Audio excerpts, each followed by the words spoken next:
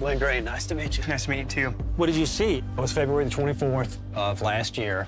We were going from San Diego to DFW. It was the middle of the afternoon. Bright, beautiful day. We were, I think, 35 or 37,000 feet. There was a general aviation jet in front of us.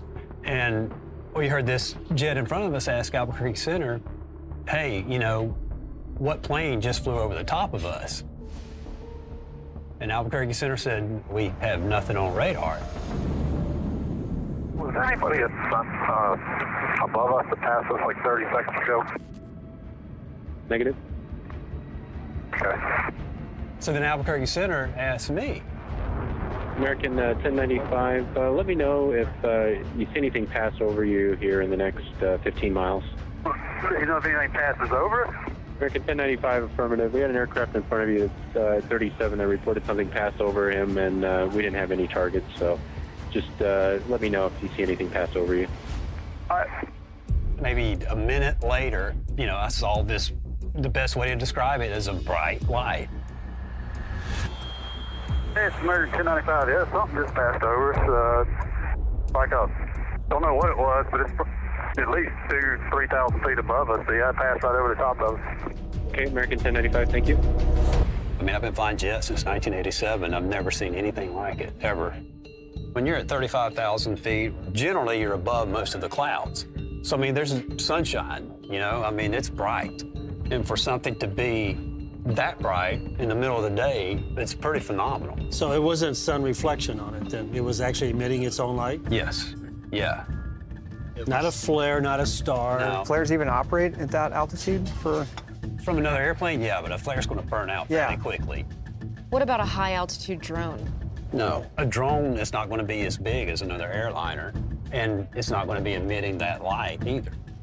Most pilots are afraid to talk about what they've seen, let alone go public. Most pilots are probably just reluctant to say something just because of the stigma attached to it.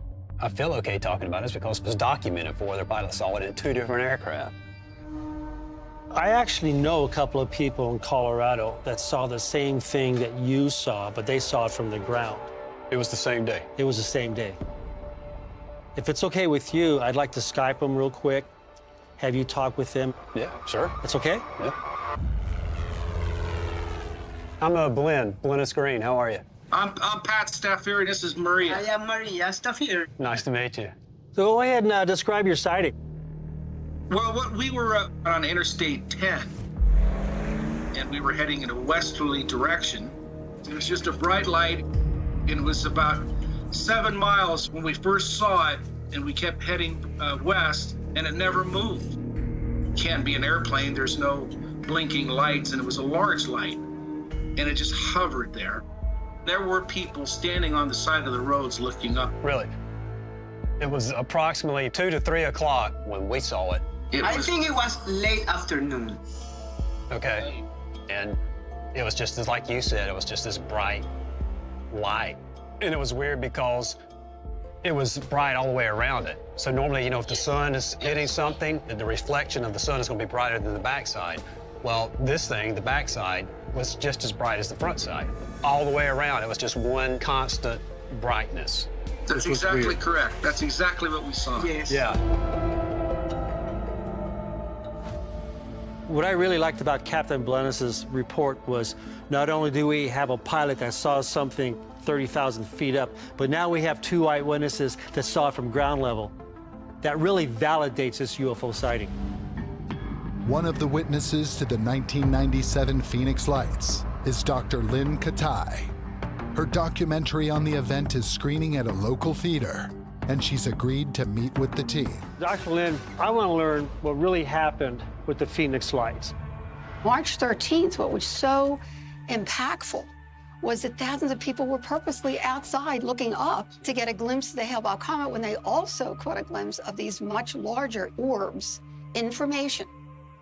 They were oval-shaped, like an egg on its side. The light did not extend outside the edge. It was self-contained. And I thought, wow, an actual craft.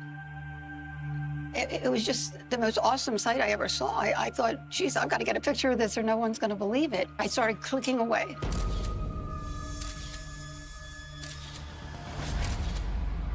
and immediately noticed an eerie silence. It actually felt that something was watching me. I started to shake. I thought, what is this, a mothership or a fleet? I mean, it was massive. There were jets sent out to intercept one of these mile-wide craft. As they approached, the lights started to dim, and as they got a little closer, the entire thing blinked out and disappeared. When the Phoenix lights happened, what did the local authorities say? After the mass sighting, there was no investigation.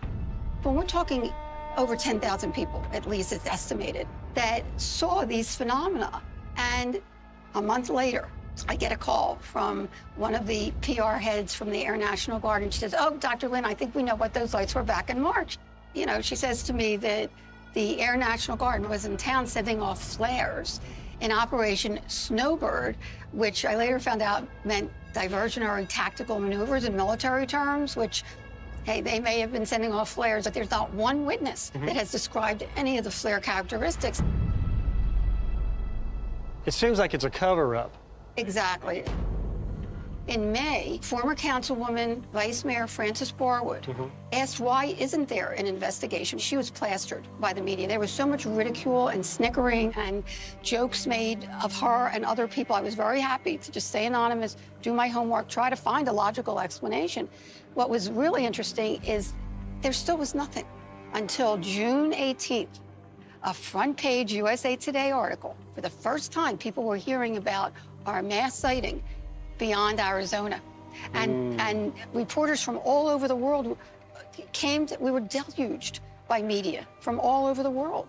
And when they started talking to the witnesses, their stories were so heartfelt and so detailed that they too were saying, why isn't there an investigation? Why isn't there an explanation? Suddenly, the very next morning, we get an announcement that the former governor, Fife Symington, was calling an unscheduled press conference for that afternoon to announce the culprit of the lights over Phoenix. And everybody took it seriously, okay? And we're talking people from all walks of life. I mean, from doctors and lawyers and lay people and kids. And I mean, people were out in the golf course, people were playing ball. I mean, we're talking from all walks of life.